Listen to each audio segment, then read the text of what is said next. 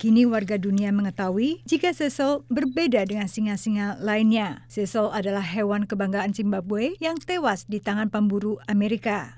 Pemerintah dan warga Zimbabwe memanfaatkan Hari Singa Sedunia 10 Agustus untuk merayakan Cecil, singa pejantan kebanggaan mereka, yang telah memberi mereka 8 bayi singa. Namun kematian Cecil justru menyelamatkan kelanjutan sejumlah proyek konservasi dan penelitian singa, seperti penjelasan salah satu direktur LSM yang bergerak di bidang ini melalui Skype. 3 weeks ago, Andy Loveridge and myself, my colleague on this project, were thinking we were going to have to close down large parts of it because we couldn't afford to pay the salaries.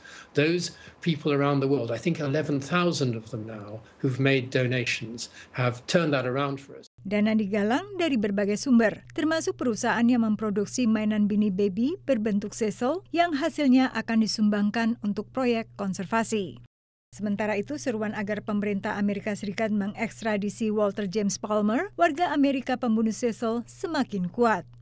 Tepat pada Hari Singa Sedunia ini, lebih dari 300.000 warga Amerika yang telah menandatangani petisi di Gedung Putih.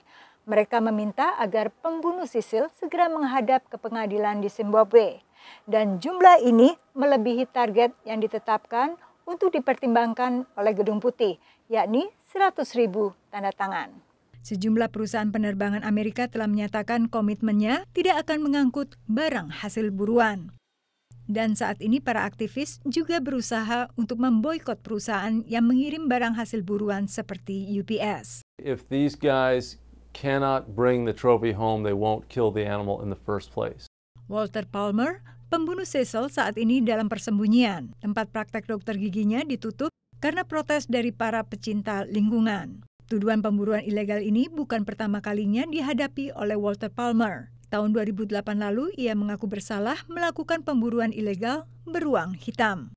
Dari Washington, demikian laporan tim VOA.